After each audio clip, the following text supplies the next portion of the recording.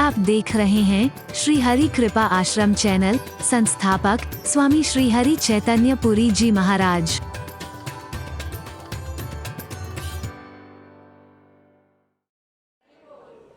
हवा चलाई है, इसे गंदा करके नहीं, पवित्र रखे, अपने लिए भी और औरों के लिए भी।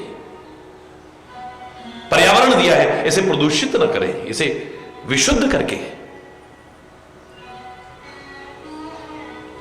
9-10 महीने जिस चादर को बुनने में लगे हैं परमात्मा को, इस चादर को भी जब लौटाने का अवसर आए तो इसे बहुत पवित्र करके लौटाना।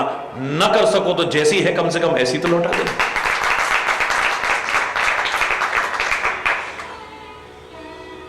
9-10 मास बुनन को लागे, 9-10 महीने लगे इस चादर को, मानव शरीर रूपी चादर को बुनने में। रंगरेज को दीनी चदरिया, ऐसा रंग रंगा रंगरेज ने। रंगरेज माने सदगुरु।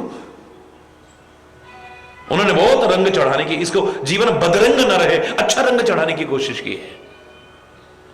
ऐसा रंग रंगा रंगरेज ने, लालो लाल कर दीनी चदरिया, झीनी रे झीनी,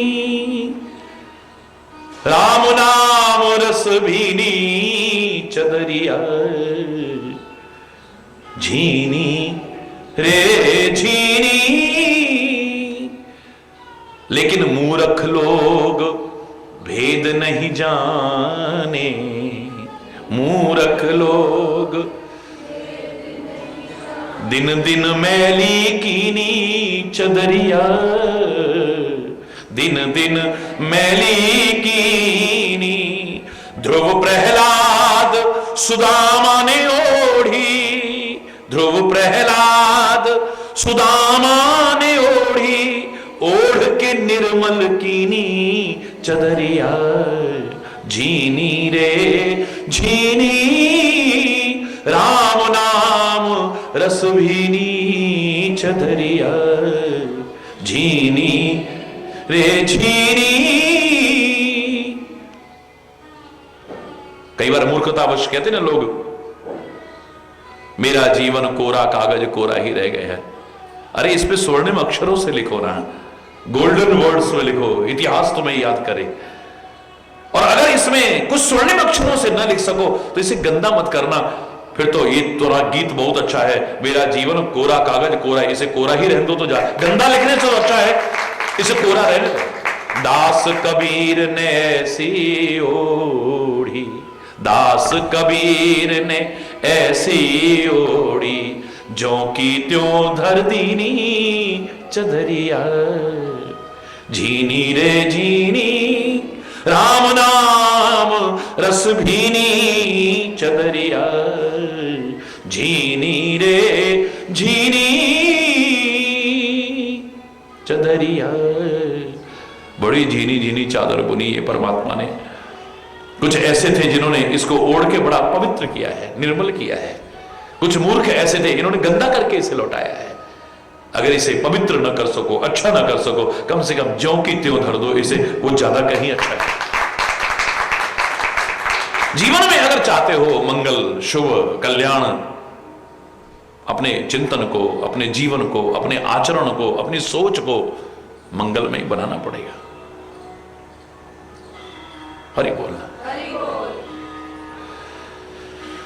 मंगल कलश दसों दिस साजे। दसों दिशाओं में मंगल कलश सजने लगे हैं।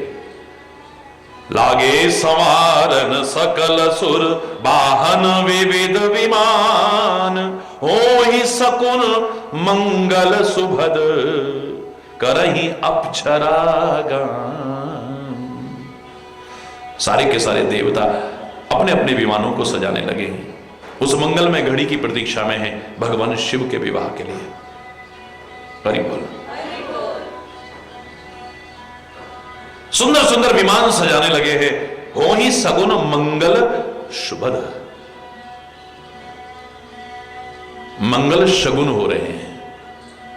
अब देखिए इन मंगलमय घड़ियों में हर मंगल मंगल शब्द ही जुड़ा हुआ हर चीज में। भगवान शिव का भी श्रृंगार करने लगे। हरि बोल। भगवान शिव का ये विवाह मंगल विवाह होने वाला है। विवाह को भी मंगल विवाह कहते हैं।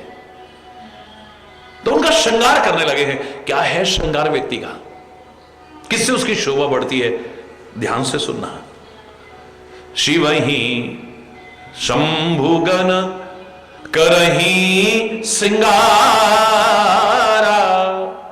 जटा मुकुट अहि मोर संवारा, कुंडल कंकन पहिरे व्याला, तन विभूति पटके हरि छाला, शशि ललाट सुंदर सिर गंगा, नयन तीन उपवीत भुजंगा, गरल कंठ उर नर सिरमाला, अशिव वेश शिव धाम कृपाला, कर त्रिशूल और डमरू विराजा, चले बसहा चढ़ बाज ही बाजा। ये श्रृंगार किया है। हाय, ये तो अशिव वेश है, यानी अकल्याणमय वेश है, अशुभ वेश है, अमंगलमय वेश है। इस सब के होते भी शिव धाम कृपाला, वो कृपालु भगवान शिव कल्याण के धाम है, मंगल के धाम है, अमंगलों का हरण करने वाले हैं। आखिर क्या है श्रृंगार? क्या है? आदमी की शोभा को बढ़ाता है श्रृंगार। और आदमी की शोभा किससे बढ़ती है? विचार करो। सिर पर आपने कितना भी सुंदर मुकुट बना लिया, हरि बोलना, लेकिन आपका जीवन अच्छा ना हुआ, आचरण अच्छा ना हुआ, चाहे हीरे का सोने का मुकुट पहन के बैठ जाओ, एक दिन तख्त और ताज दोनों चले जाएंगे आपके, शोभायमान नहीं होंगे।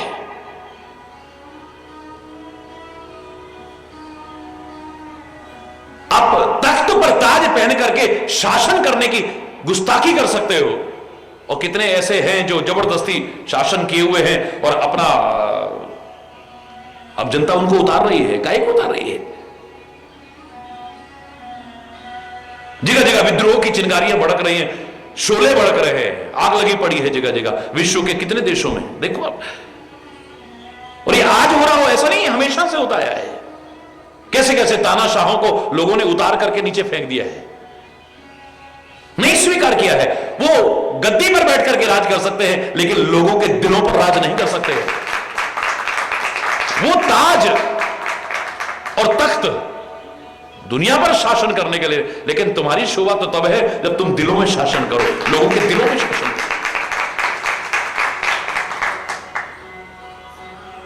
महात्मा बुद्ध ने अशोक को बदल करके दिखा दिया, 1 सेकंड लगा है। वो खूनी तलवार को 1 सेकंड लगा है फेंकने में। मैंने ये जीत लिया, मैंने ये जीत लिया। अरे क्या जीता है? एक व्यक्ति के दिल को नहीं जीत सके हो तुम। देखो जनता के दिलों में तुम्हारे लिए क्या भाव है।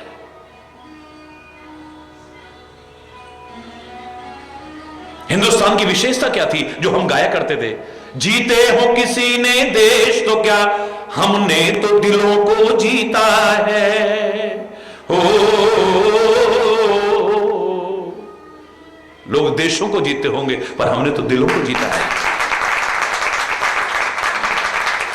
वो वाले मुकुट पहनकर आप दुनिया पर शासन कर सकते हो, लेकिन लोगों के दिलों पर शासन नहीं कर सकते हो। लेकिन इन महापुरुषों को, अवतारों को, संतों को क्या कहते हैं? हृदय सम्राट बोलते हैं, बेताज बादशाह बोलते हैं। हरि बोलना। उनको शाह कह सकते हैं, लेकिन लंगोटी भी ना हो, इनको शहंशाह कहते हैं। हरि बोलना। दुनिया को जीतने वाले को वीर कहते हैं, लेकिन जो अपने आप को जीत लेते और अपना जीवन ऐसा बनाते वो महावीर कहलाते हैं। महावीर स्वामी को हम महावीर काहे के लिए कहते हैं? दुनिया को जीतने के लिए। उन्होंने तो जो मंत्र दिया है उस मंत्र को भी आप सुनते हैं, नमो अरिहंताणम। उसका पहला शब्द क्या है? नमो अरिहंताणम। हम उनको नमस्कार करते हैं जिन्होंने अरि माने शत्रुओं का हनन कर दिया है, शत्रुओं को मार दिया है। कौन से शत्रुओं को? बाहर के नहीं, जो अपने अंदर के शत्रु हैं उनको मार दिया है। हम उनके सामने झुक जाते हैं। हम सिद्ध पुरुषों को नमो सिद्धाणम, नमो आर्यणम, आर्य माने जो श्रेष्ठ पुरुष हैं उनके आगे हम झुक जाते हैं। कोई जरूरी नहीं कि उन्होंने ताज पहन रखा हो और तख्त पर बैठे हो। हरि बोलना। मेरे को जब भी किसी ने मुकुट पहनाया होगा, याद करो मैं क्या कहता हूं, और वो खाली दिखावा नहीं है, दिल की आवाज है वो। मेरे सिर के ताज ये नहीं है, आपका अच्छा जीवन मेरे सिर का ताज है। ये मुकुट चमकता है, शोभायमान होता है, आपका जीवन ऐसा चमकता हुआ हो मेरे माथे पर, या फिर मेरे हिंदुस्तान के माथे पर कश्मीर है, बार बार कहता आया हूं, हमेशा शोभायमान रहे। वो मुकुट है, ताज है मेरे हिंदुस्तान। राम अयोध्या के उस सिंहासन पर बैठ करके शायद उतने शोभायमान ना हो। तुलसी कहता है जंगल में जटा मुकुट, बलकल वस्त्र धारण करके हैं, सिर पर जटा का मुकुट बनाकर, बड़े बड़े मुकुट भी इतने शोभायमान, मेरे राम की शोभा देखते ही बन रही है। राम का जीवन अगर कम से कम शब्दों में आका जाए, शुरुआती वहां से होती है, आदौ राम तपोवनादिगमनम। तप हेतु जब वन में जाता है, कष्ट उठाता है, व्यक्तित्व ही वहीं से निखरना शुरू होता है। और वहां पर तो कोई वैसा वाला मुकुट नहीं है, जटा मुकुट। आपने हीरे जवाहरात के मुकुट पहन रहे हैं, उससे इतनी शोभा नहीं है। आपके जीवन की, आपके दिव्यताओं की, आपके गुणों की, आपके आचरण की जो शोभा है, उसके आगे बड़े बड़े ताज भी झुकने को तैयार हो जाते हैं। एक लंगोटी छाप बाबा के आगे बड़े बड़े ताज पहनने वाले भी वो शहंशाह आकर के क्यों झुक जाते हैं? क्या है उनके पास में? हरि बोलना। उन्होंने दुनिया नहीं जीती है, पर अपने आप को जीता है। और जो अपने आप को जीते हैं, सारी दुनिया को जीतने वाले भी उनके चरणों में आकर झुक जाते हैं। हम हनुमान जी को महावीर कहते हैं। वो महावीर काहे के लिए कहते हैं? दुनिया को जीतने के लिए नहीं, लंका में आग लगाने के कारण नहीं, राक्षसों का वध करने के कारण नहीं। काहे के कारण कहते हैं महावीर? मनोजवम मारुतुल्य वेगम जितेंद्रियम। क्या है वो? जितेंद्रिय है। जितेंद्रिय माने अपने आप को जीत रखा है।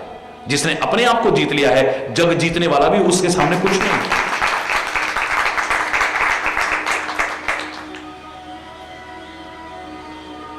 कौन सा मुकुट पहन रखा है मेरे बजरंगबली ने? हरि बोलना। मेरे ऋषि महर्षि कौन सा मुकुट पहनते थे? मेरे राम जंगल में कौन सा मुकुट पहन करके चल रहे हैं? मेरे कन्हैया ने तो खाली मोरपंख धारण किया है। हरि बोलना। कौन सा मुकुट पहना है? शोभा इन हीरे जवाहरात सोने चांदी से नहीं होती है। तुम्हारे जीवन की शोभा तो तुम्हारे गुणों से, दिव्यताओं से, आचरण से, मर्यादाओं से होती है।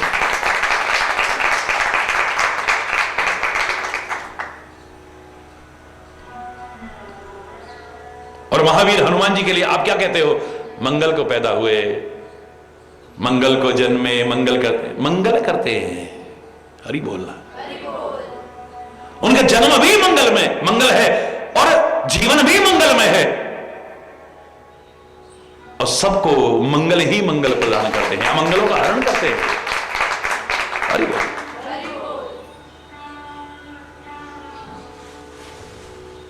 दुनिया दीवानी है वानर जैसे रूप पर। हरि बोलना। दुनिया दीवानी है शिव के इस अशिव और अमंगलमय वेश पर। दुनिया दीवानी है। हिंदुस्तान का कोना कोना कंकर कंकर शंकर उठता है। देखो जब वो कांवर लेकर के चल रहे हैं, भोले के जयकारे लगा, क्या है ऐसा दुनिया दीवानी हुई पड़ी है।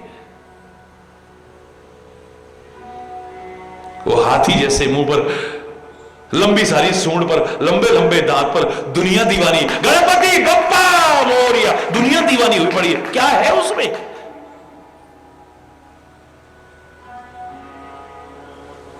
आपकी शोभा आपके रंग रूप से नहीं बढ़ती है, याद रखना।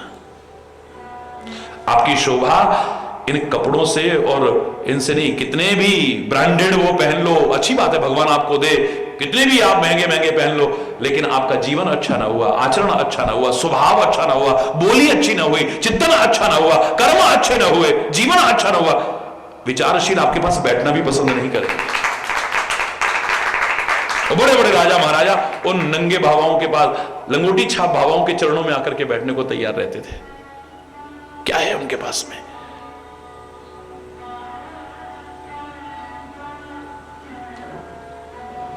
कान में कितना भी अच्छा कुंडल पहन लिया हमने, और मैंने आपसे कहा था कुंडल जब पहली बार श्रृंगार के ये नामकरण किए गए तो इसका नाम रखा था श्रवण फूल। और एक ये आभूषण ऐसा था जो पुरुष को भी पहनाया गया, स्त्री को भी पहनाया गया। मेरे भी कान छिदे होंगे, अब बंद हो गया हो पता नहीं, हरि बोलना। कर्णभेदन संस्कार होता था और एक कर्णफूल पहनाया जाता था, श्रवण फूल कहते थे इसको, आज कुंडल कुंडल कहने लग गए हम। जिसका अर्थ यह था कि श्रवण फूल ये एहसास कराए कि कान में फूल जैसी बातें आए, यानी अच्छी अच्छी बातें आए, और अच्छी बातें अच्छी संगति में बैठ करके आ सकती है, बुरी संगति में बैठ करके अच्छी बातें नहीं आ सकती। कितने भी कीमती से कीमती आप कुंडल पहन लो, लेकिन संगति खराब हुई और इन कानों में गंदी बातें आती रही और वो आपके मन को दूषित करती रही, आपके दिमाग को दूषित करती रही, फिर धीरे धीरे आपके आचरण को दूषित करती रही, बेकार हो जाएगा सब। नाक की शोभा नथनी से नहीं है, हरि बोलना। नामकरण ही ऐसा रखा गया था, नथ रखा गया, यानी अपनी इंद्रियों को नथ करके रखना, निरंकुश मत छोड़ देना जानवरों की तरह से। जैसे जानवरों में कोई शर्म नहीं होती, लाज नहीं होती, हया नहीं होता, रिश्ते नाते मर्यादा मर्यादा कुछ नहीं होती है, ऐसे मत बन जाना। अपनी इंद्रियों को नथ करके रखना, कंट्रोल में रखना। बात बात में ये नहीं कि क्या करें, कंट्रोल नहीं होता। और मैंने कहा था जिनको अपने ऊपर, अपनी इंद्रियों पर कंट्रोल नहीं होता, उनके जीवन का कोई मोल नहीं होता, उनका जीवन अनमोल नहीं होता।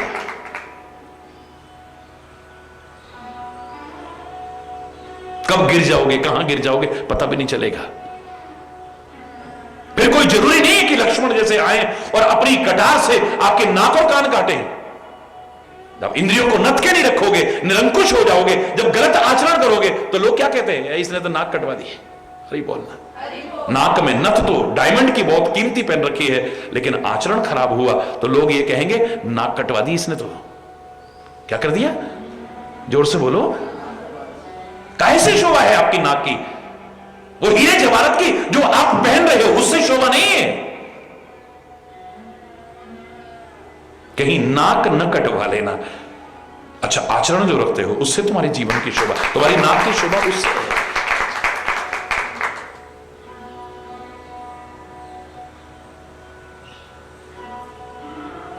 तुम्हारे गले की शोभा कैसे है? हार से। अब वो चाहे सोने का हार हो, हीरे का हार हो, फूलों का हार हो, अच्छा लगता है, लेकिन आपकी शोभा कैसे बढ़ेगी? कितने भी महंगे कीमती आपने हार पहन रखे हो, लेकिन आप बात बात में बहस करने को तैयार हो जाओ, शांति प्रिय न हो आप, रात दिन कलह प्रिय हो, कहीं आप हारने को तैयार नहीं है, अपनी बात पर अड़ जाते हैं, घर में हो या कहीं पर भी है, जब अड़ जाते हैं अपने उस पर हट पर अड़ जाते हैं, छोटी छोटी बातों को प्रतिष्ठा का प्रश्न बना देते हैं। जहां आपको हार स्वीकार करके तुम्हारी जीत का परिचय मिलता, वहां भी हारने को तैयार नहीं हो, तो कितने भी कीमती हार पहन लेना, जीवन की शोभा नहीं होगी यार। अरे बोलना। हार की तरह अपने परिवार को, अपने घर को, अपने समाज को पिरो के न रख सको, ये टूट के छिचर बितर हो जाए, क्या शोभा है आपकी? अकेले घूमते रहना, चाहे कितने भी लदे रहो, नहीं शोभायमान होगा। आपके पैरों में पायजेब है, छम छम छम छम कर रही है, इससे शोभा है? ये काहे के लिए बनाई गई थी? कि आपके पैर बंधे हुए हों, निरंकुश ना हो, चाहे जहां पर ये ना घुमाने ले जाए आपको। कितनी बार मना करा वहां मत जाया करो, पता नहीं मुझे क्या हो जाता है, मेरे पैर अपने आप ही उधर खींचते हैं। बंधे जाए तुम्हारे पैर, जहां जाना है वहीं जाइए, जहां तहां ना जाइए।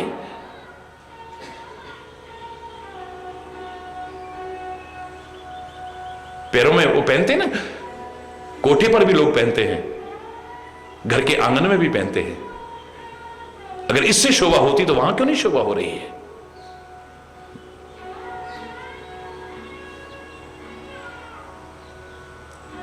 उनको अच्छी दृष्टि से क्यों नहीं देखते हैं हम?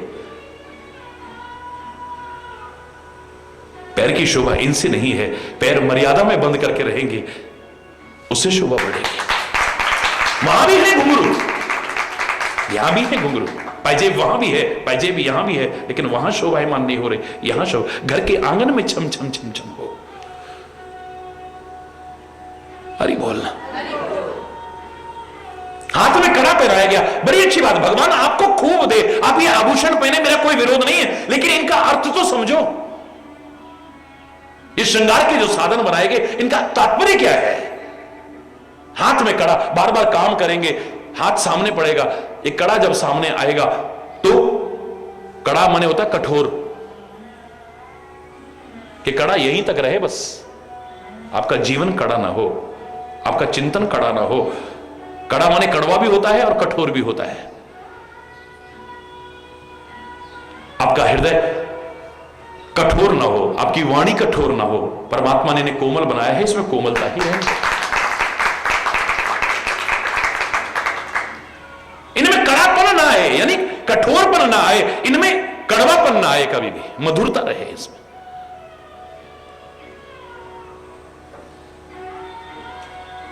तुम लोग हीरे जवाहरात के हार पहन करके, बड़े सुंदर सुंदर वस्त्र और आभूषण पहन करके उतने शोभायमान नहीं होगे जितना कि मेरे भोले बाबा उस अमंगल वेश को धारण करके शोभायमान हो रहा है। वाह! जटा मुकुट अहिमार समारा, कोई मुकुट वैसा नहीं बनाया है, जटा का मुकुट बना हुआ है। मोर उस पर कोई वैसा नहीं लगा है कि कोई वो लगा दी हो पंख वगैरह, और वो नहीं, अही मोर समारा, सर्पों का मोर बना हुआ है। कुंडल कंकन पहिरे व्याला, कान में भी सांप पहन रखे हैं, हाथों में भी सांप पहन रखे हैं। हरि बोलना। ये श्रृंगार हो रहा है भगवान शिव के विवाह के समय। तन विभूति, सारे शरीर पर राख लपेटती है, और काहे की राख? यज्ञ भूमि की राख नहीं, शमशान की विभूति। तन विभूति पट के हरि छाला, वस्त्र के नाम पर कोई ब्रांडेड कपड़े नहीं पहन रखे हैं। क्या है? मृगचर्म लपेट रखा है, बागंबर लपेट रखा है, बस।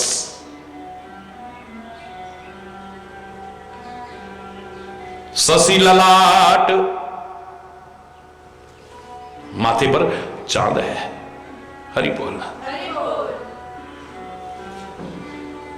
और चांद भी कैसा है? बड़ा वाला चांद नहीं। कौन सा वाला चांद है बोलो? है छोटा सा दूज का चंद्रमा है। काय का है? ध्वज का चंद्रमा है।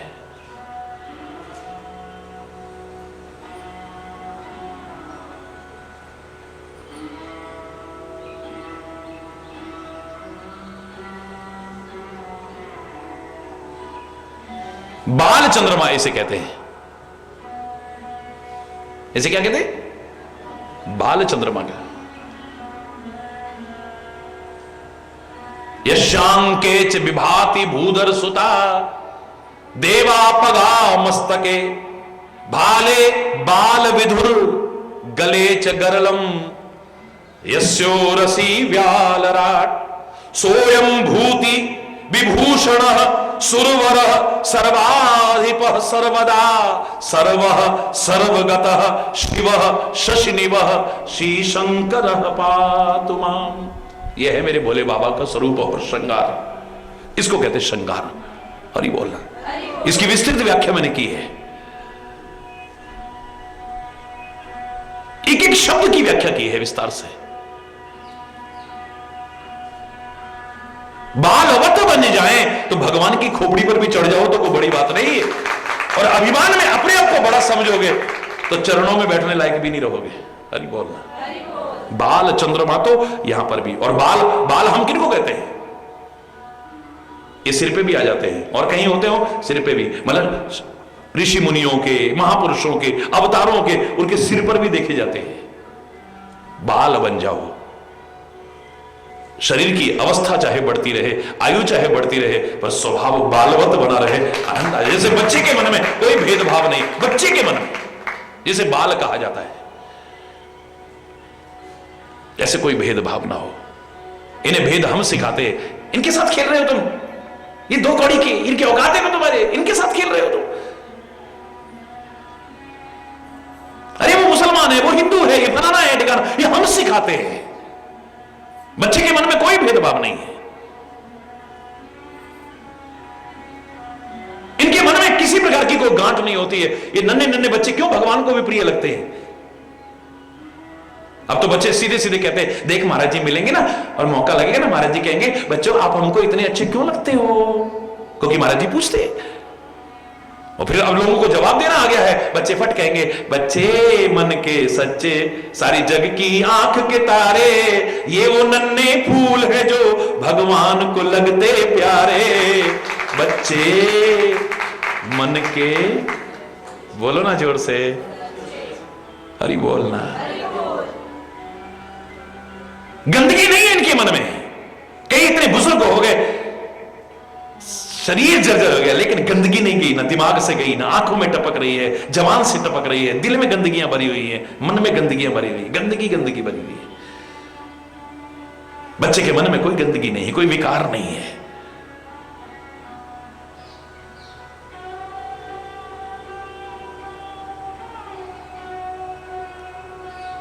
ऐसा हो हमारे जीवन, कोई गांठ नहीं इनके मन में। खुद खेले, खुद रूठे, खुद मन जाए, फिर हम जोली बन जाए, झगड़ा जिसके साथ करें, अगले ही पल फिर बात करें।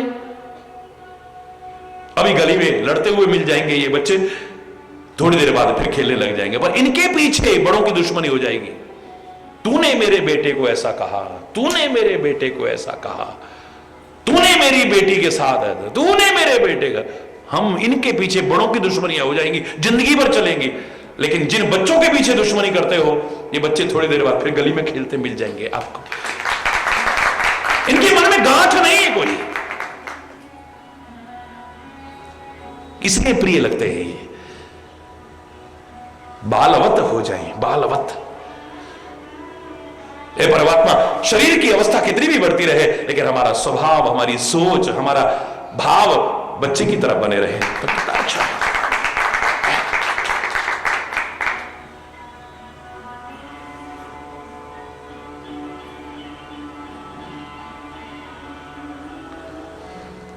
शशि ललाट, माथे पर शशि मानी चंद्रमा, और अकड़ वाली शशि नहीं।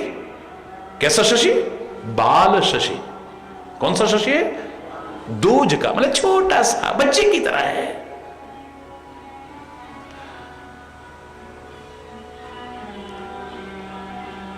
एक तो जहां शिक्षा है कि अपने दिमाग को ठंडा रखो।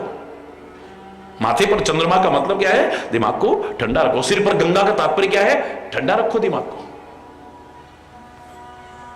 शिक्षा है, प्रेरणा है। जहां हमारे तो तमतमाते रहते हैं, जरा जरा बात में तमतमा जाते हैं।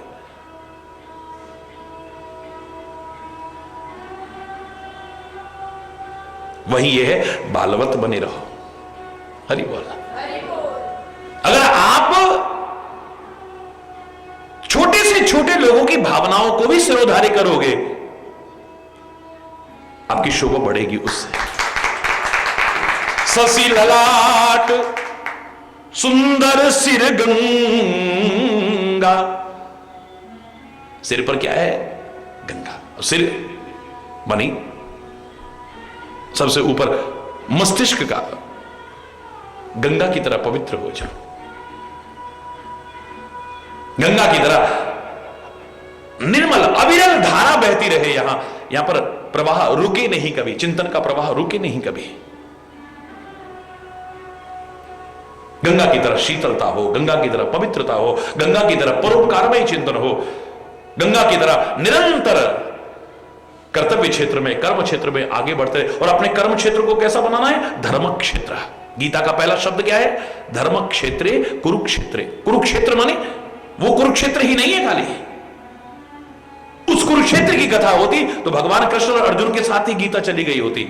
हमारे जीवन रूपी कुरु माने कर्म करना, कुरु माने करना। हमारे जो कर्म क्षेत्र है ये धर्म क्षेत्र बना रहे, इसके लिए गीता का संदेश है। ये खाली अर्जुन के लिए संदेश नहीं है, हम सबके लिए संदेश है। तब भी प्रासंगिक था, आज भी प्रासंगिक है, आगे भी प्रासंगिक रहेगा। निरंतर सुंदर निर्मल शांत प्रवाह चलता रहे, शीतल प्रवाह चलता रहे। परमात्मा ने तीन चीजों में हड्डी नहीं दी है, हरि बोलना।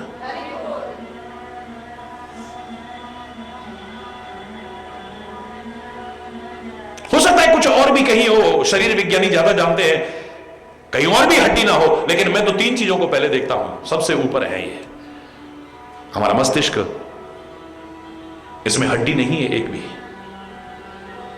यानी परमात्मा नहीं चाहता है कि इसमें कठोर चिंतन आए।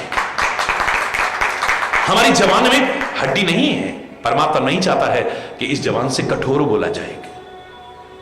हमारे हृदय में कोई हड्डी नहीं है, परमात्मा नहीं चाहता कि इसमें कठोरता के भाव आए, कोमल भाव है।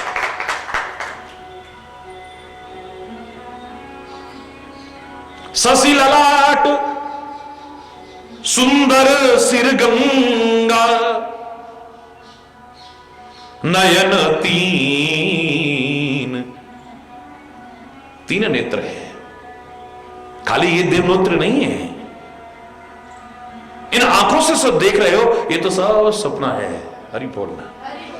वो तीसरा जब ज्ञान के चक्षु खुलते हैं ना, ज्ञान का नेत्र खुलता है, ये संसार नहीं रहता, फिर संसार का मालिक रहता है। फिर ये आंखें हो ना हो, खुली है या बंद है, इसका मैं तो नहीं रहता है। जब ज्ञान चक्षु खुल जाते हैं, व्यक्ति ठोकर नहीं खाएगा जीवन में, जीवन में कभी ठोकर नहीं खाएगा। इन आंख वालों को ठोकर खाते देखा है हमने, हरि बोलना। जीवन में ठोकर, यही ठोकर नहीं, जीवन में ठोकर खाते देखा है। लेकिन जिसके ज्ञान चक्षु खुले होते हैं, तीसरा नेत्र खुला होता है, वो कभी ठोकर नहीं खाएगा जिंदगी में।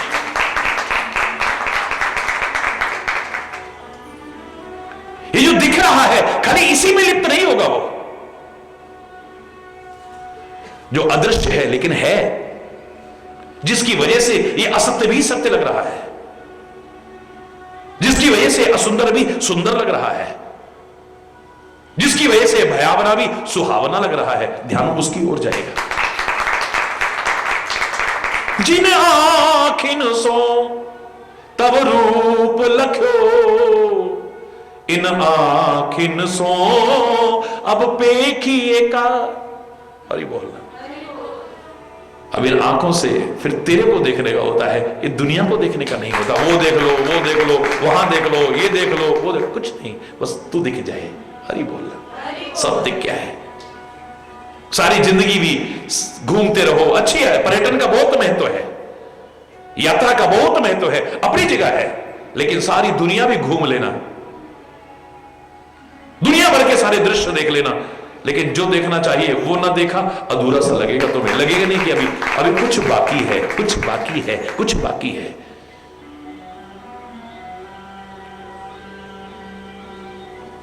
नयन तीन उपवीत भुजंग, नयन तीन उपवीत भुजंगा। त्रिनेत्र,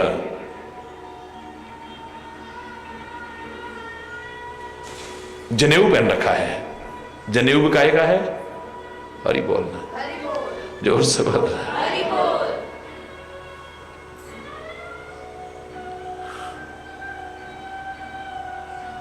यहां तो कदम कदम पर कैसे कैसे सांप हैं जो पहचान में भी नहीं आते, जिनका पता भी नहीं चलता है कब और कहां से डस जाते हैं। हरि बोलना।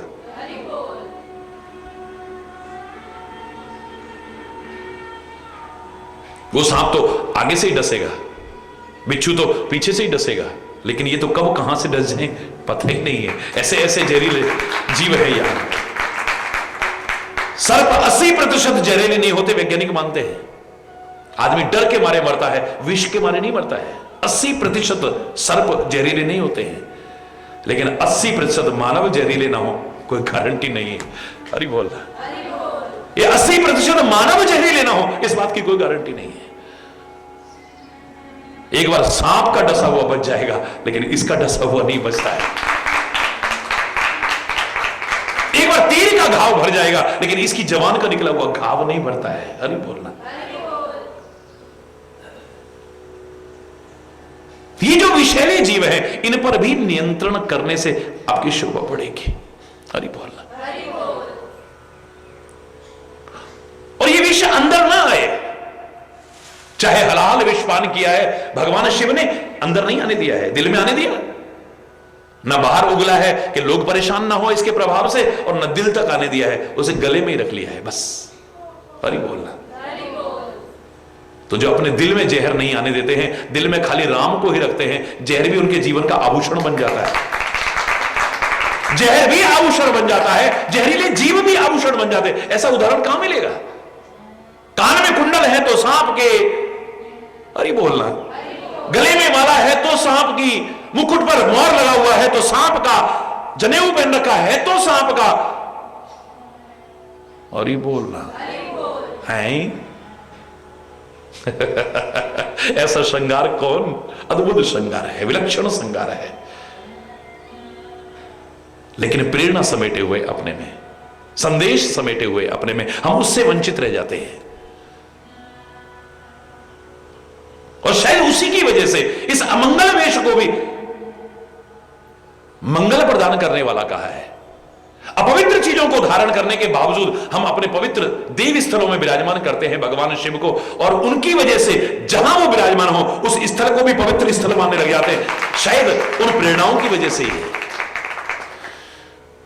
क्योंकि समर्थ हैं ये। गंगा जी में अगर गंदा नाला भी मिले तो वो भी गंगा जी बन जाता है। यहां अमंगल भी आ रहा है तो वो भी मंगल बन जाता है। अरे गरल कंठ, गले में जहर है, नीलकंठ बने हुए हैं। गरल कंठ उर नर सिरमाला, गरल कंठ उर नर सिरमाला, अशिव वेश शिव धाम कृपाला, अशिव वेश शिव धाम कृपाला। गले में विष है, कंठ में विष है, और गले में और उर पर क्या है?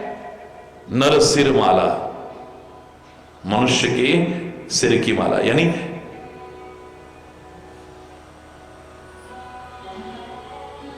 नरमुंडों की माला पहन रखी है। हरि बोलना। इन सब का मैंने जो भगवान शिव के स्वरूप का वर्णन किया है, बहुत विस्तृत व्याख्या की है। एक एक का प्रतीकात्मक अर्थ क्या है, क्या शिक्षा मिलती है, क्या प्रेरणा मिलती है। ये शिव का श्रृंगार कर रहे हैं उनके गण, लेकिन मेरा जो कहने का तात्पर्य है, ऐसे श्रृंगार में कौन शोभायमान होगा? पर यहां कहा अशिव वेश होते हुए भी कल्याण के धाम यानी शिव धाम है कृपालु भगवान शंकर। अमंगल वेश होते हुए मंगल में, और कितने सुंदर लग रहे हैं। जिनकी नजर खाली बाहर का रूप देखती है ना, उनको तो अच्छे नहीं लगेंगे। हरि बोलना। जो गुणों को देखते हैं, दिव्यताओं को देखते हैं, विशेषताओं को देखते हैं, महानताओं को देखते हैं, उनको इनसे बराबर सुंदर और कोई। तभी तो कहा था किसी ने, न सीरत बुरी है न सूरत बुरी है, बुरा है वही जिसकी नीयत बुरी है। अरे बोल, इस शक्ल से आप आकर्षक लगेंगे, ये भ्रम में मत रहना। कई बहुत सुंदर सुंदर भी दिखते हैं, लेकिन कर्म ऐसे करते हैं उन पर थू थू थू थू करते हैं एक दिन लोग। कई दिखने में सुंदर नहीं होते हैं, लेकिन लोगों की आंखों में समा जाते हैं। अरे बोल, मैं कहता हूं आप बाहर भी सुंदर हो लेकिन अंदर भी सुंदर हो, ज्यादा अच्छा लगेगा।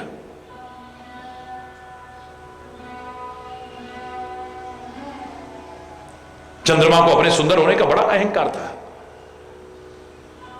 बहुत सुंदर हूं मैं, बहुत सुंदर हूं। भगवान गजानन का जन्मदिन मनाया जा रहा है और भगवान गणेश जी को देख करके सारे के सारे कह रहे हैं, हे लंबोदर परम सुंदर एक दंतम। आप परम सुंदर हो, परम सुंदर हो। चंद्रमा हंसने लगा।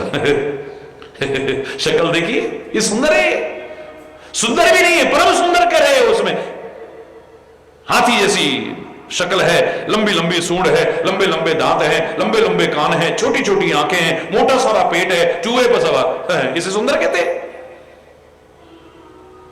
इतिहास को जानते हो तो चंद्रमा को श्राप लगा था, अरे ओ सुंदरता के अभिमान में अकड़े चंद्रमा, आज के दिन अगर तेरी को शक्ल भी देखेगा उसे कलंक लग जाएगा, तेरी को शक्ल भी देखना पसंद नहीं करेगा। जिसके अंदर अहंकार है उसे कौन देखना पसंद करेगा? होएगा यार बड़ा अपने आप को पता नहीं क्या समझता है, तुम्हारे पास आना बंद कर देंगे लोग।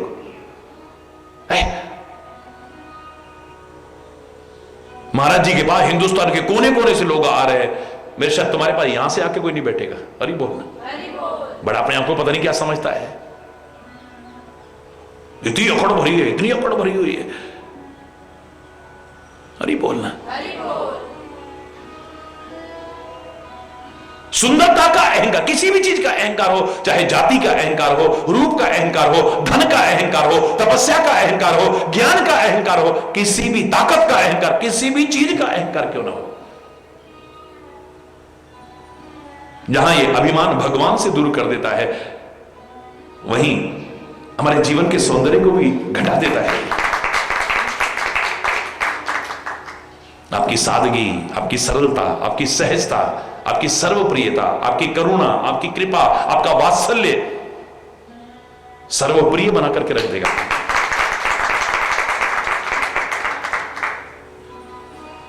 पान काय को खा रहे हो? तांबूलम मुख भूषणम, क्या कहते हैं? नहीं पंडित जी आप नहीं अच्छे लग रहे पान चबाते। तांबूलम, वो तो तुरंत श्लोक बोल के दिखा देगा आपको। तांबूलम मुख भूषणम, तांबूल माने पान, तो मुख का आभूषण होता है। अरे मुख का आभूषण पान नहीं है, सुंदर वाणी है। जब तुम सुंदर वाणी बोलोगे तो कितने भी पान चबाओ लेकिन वाणी तुम गंदी बोलो, अच्छे लगोगे तुम? आपके मुख की आभूषण शोभा बढ़ेगी बोलो या घटेगी? कठोर वाणी बोलो, कटु वाणी बोलो, गलत वाणी बोलो, निंदा चुगली करो, कहां अच्छे लगोगे तुम?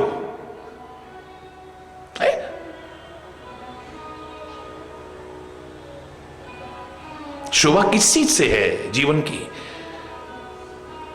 भगवान शिव दिखा रहे हैं, भगवान राम अपने वन के रूप में दिखा रहे हैं कि शायद राजसी वस्त्रों को पहन करके जितना शोभायमान होता हूं, जंगल में वलकर वस्त्र धारण करके जटा मुकुट बना करके उससे भी कहीं ज्यादा शोभायमान हो रहा है।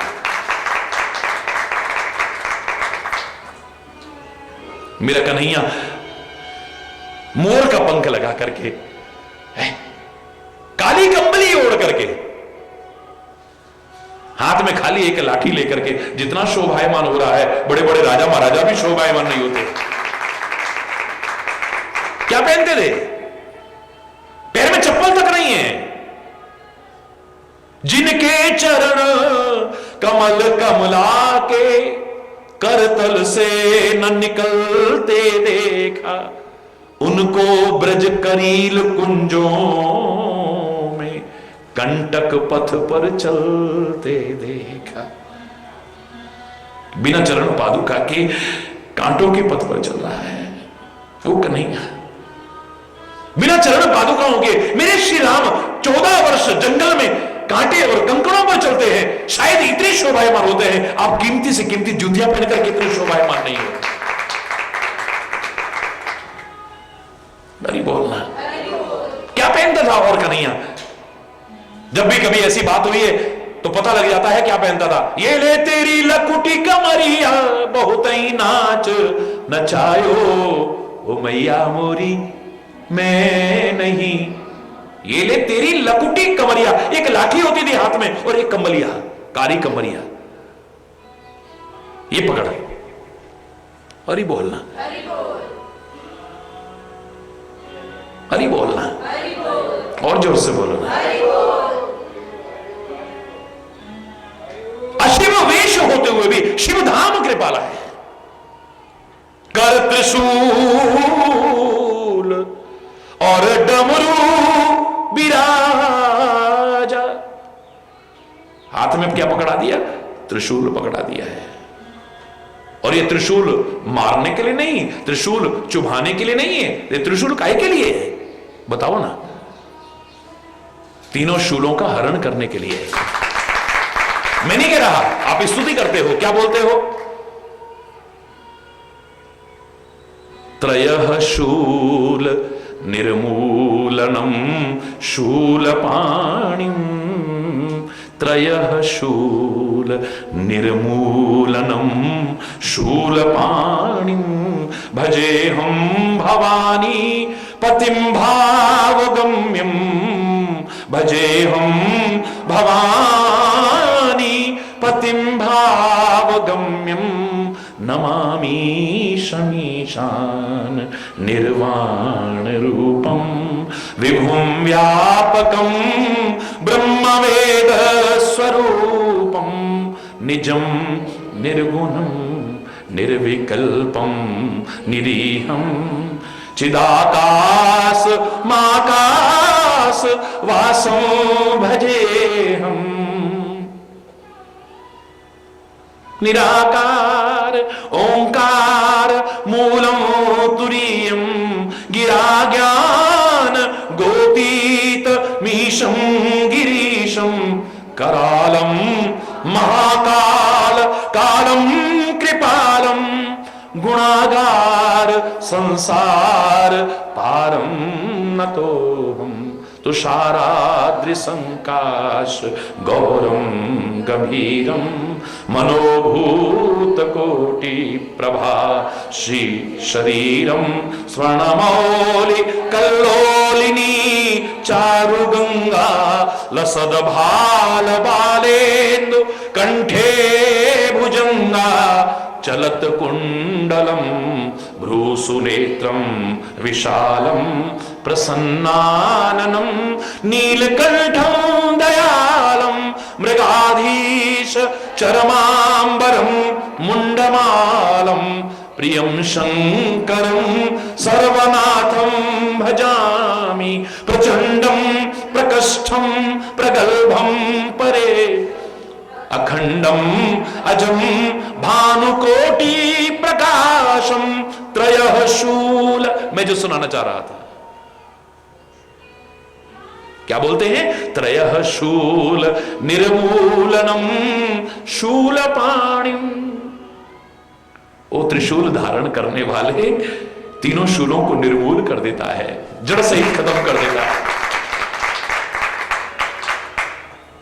महाराज जी आपकी बात हमें बड़ी चुभ गई। महाराज जी तो इतना प्यार से बोलते हैं, दुनिया आपको अपना बना के दिखा दिया। देखिए कभी कभी भलाई के लिए कहा होगा या सतर्क करने के लिए कहा होगा, चुभ गई हमें बड़ी अंदर तक। बिल्कुल चुभाते हैं, उद्देश्य चुभाना नहीं है। आपके अंदर जो शूल चुभे हुए हैं उनको निकालने के लिए उससे भी अंदर तक शूल घुसाना पड़ता है, तब वो निकल पाता है। एक डॉक्टर सुई अंदर तक घुसेड़ता है, कहां तक अंदर तक घुसेड़ता है? जितनी एक सूल चुभा हुआ है आपको उससे भी अंदर तक, तब जाके यूं निकालता है उसको। जितना पहले से चुभा हुआ है उससे भी कहीं अंदर तक चुभाता है, तब जो पहले चुभा है वो निकल पाता है।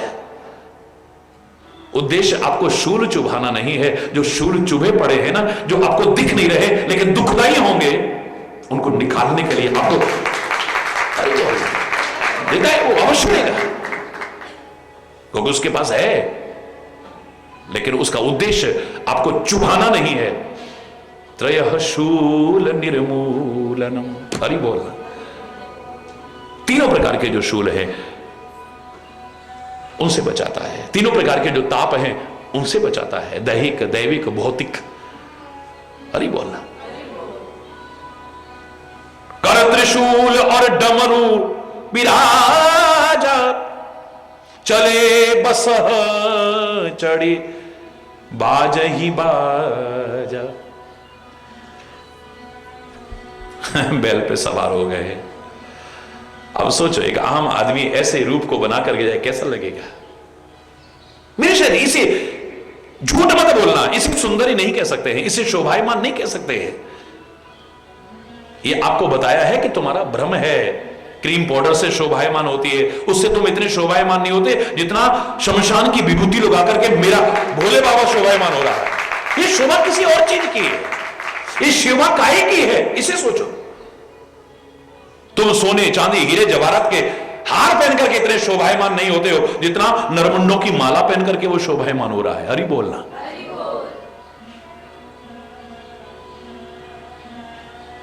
नागों की माला पहन करके जितना शोभायमान हो रहा है, ये शोभा तो किसी और चीज की शोभा है। तुम्हारे कान में कैसे भी कुंडल पहन करके शायद तुम इतने शोभायमान ना हो, लेकिन सर्पों के कुंडल पहन रखे हैं, बड़ा शोभायमान होता है। हरि बोलना। तुम बड़े सुंदर सुंदर वस्त्र पहन करके भी शायद उतने शोभायमान ना हो जितना कि नग्न रह करके भी और बागंबर लपेट करके वो शोभायमान हो रहा है। दुनिया दीवानी है उसकी, दुनिया।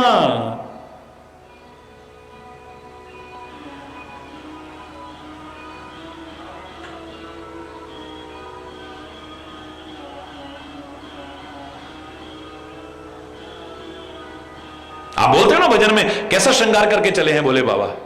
ए मेरी बेबे पार्वती तने भोला ब्यावन आवे से, ए मेरी बेबे पार्वती, बोलो ना।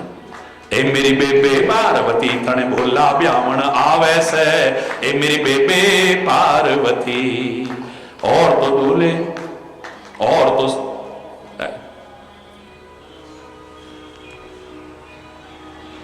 सेरा बांधे हो, और तो दूल्हे सेरा बांधे हो, पर ए मेरी बेबे पार्वती, ए मेरी बेबे पार्वती, ओ जटा का मुकुट बनावे से, ए मेरी बेबे पार्वती, ए मेरी बेबे पार्वती तन भोला ब्यावन आवे से, ए मेरी बेबे पार्वती। और तो दूल्हे माला पहने हो, और तो दूल्हे माला पहने हो, पर ए मेरी बेबे पार्वती, ए मेरी बेबे पार्वती, ओ नाग गड़े लटकावे से, ए मेरी बेबे पार्वती, ए मेरी बेबे पार्वती तने भोला ब्यावन आवे से, ए मेरी बेबे पार्वती। और तो पहने सूट और हो, अरे और तो पहने सूट और टाई हो, ए मेरी बेबे पार्वती, ए मेरी बेबे पार्वती, ओ अंग भभूत रमावे से, ए मेरी बेबे पार्वती, ए मेरी बेबे पार्वती तन भोला ब्यावन आवे से, ए मेरी बेबे पार्वती। और तो लावे बैंड और बाजे हो, और तो लावे बैंड और बाजे हो, पर ए मेरी बेबे पार्वती, ए मेरी बेबे पार्वती, ओ डमरू खूब बजावे से, ए मेरी बेबे पार्वती, ए मेरी बेबे पार्वती तने भोला ब्यावन आवे से, ए मेरी बेबे पार्वती। और तो घोड़ी चढ़ के आवे, और तो घोड़ी चढ़ के आवे हो, ए मेरी बेबे पार्वती, ए मेरी बेबे पार्वती, ए ए मेरी बेबे पार्वती, ए मेरी बेबे पार्वती, ओ बैल पे चढ़ के आवे से, ए मेरी बेबे पार्वती, और तो लावे संग बराती हो, और तो लावे संग बराती हो, अरे ए मेरी बेबे पार्वती, ए मेरी बेबे पार्वती, ओ भूत प्रेत नचावे से, ए मेरी बेबे पार्वती, ए मेरी बेबे पार्वती, तने भोला ब्यावण आवे से, ए मेरी बेबे पार्वती। लेकिन कितना शोभायमान होता है, देखते ही बनता है। हरि बोल रहा है। दुनिया की नजरें न थके देखते हुए, मन करे कि देखते रहो देखते रहो। इतना भयानक रूप होते हुए भी भगवान शिव की विशेषता हम क्या कहते हैं? कर्पूर गौरम, बोलो, करुणावतारम संसार सारम भुजगेंद्रहारम सदा वसंतम हृदयारविंदे भवम भवानी सहितम नमामि। आंखों को देखो तो करुणा टपक रही है, कृपा बरस रही है, वात्सल्य टपक रहा है। बच्चे को देखो, बूढ़े को देखो, जवान को देखो, स्त्री को देखो, पुरुष को देखो, किसी को भी देखो,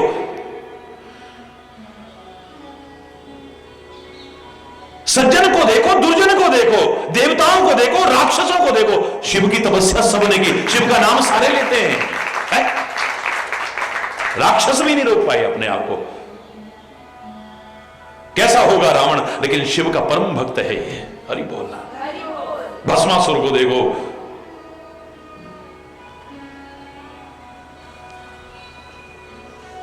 कुंभकर्ण को देखो, कोई नहीं रोक पाए इसकी भक्ति से अपने आप को। त्रिलोकपति भगवान श्री राम भी जिस शिव के स्वरूप को देख करके मोहित हो जाए, कैसा रूप होता है। जहां आकर के भगवान श्री राम खुद कह देते हैं, शिव द्रोही मम दास कहावा। इस शिव से द्रोह करके अगर मेरा दास का सोनर सपने में मोयना, मुझे सपनों में भी अच्छा नहीं लगता है, कितनी भी मेरी भक्ति करे, राम राम राम राम कितना भी, मुझे नहीं अच्छा लगता है।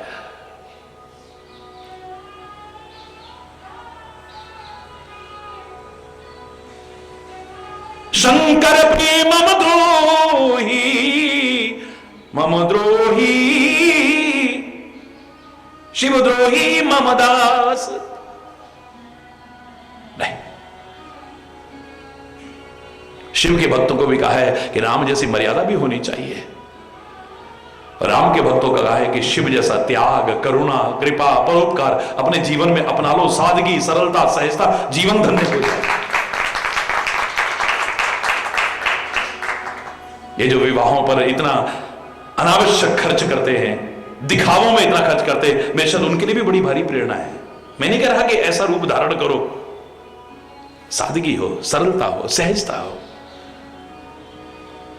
दिखावा ना हो, आडंबर ना हो।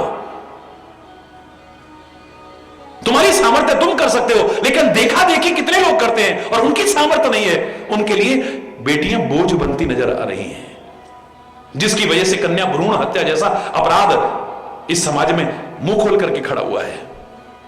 कहां से देंगे इतना दहेज? हरि बोलना। कहां से करेंगे इतना खर्चा?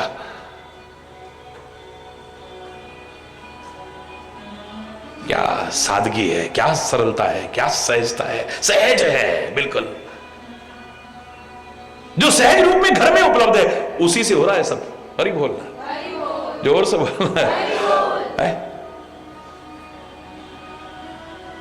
देख शिव ही सुरत्रिय मुस्काही, वरलायक दुल्हन जगनाई। हरि बोल। जो अपने सौंदर्य पर, अपने श्रृंगार पर अभिमान करते हैं, उनको तो ये मजाक जैसे लगेंगे ऐसे ऐसे लोग। देवताओं की स्त्रियां जो विभिन्न प्रकार के श्रृंगार करती थी, अपने आप को सुंदर ही समझती थी, वो मुस्कुरा रही हैं, मजाक उड़ा रही है। अरे वर के लायक तो दुल्हन दुनिया में मिलेगी नहीं। आय हाय हाय, क्या वर है।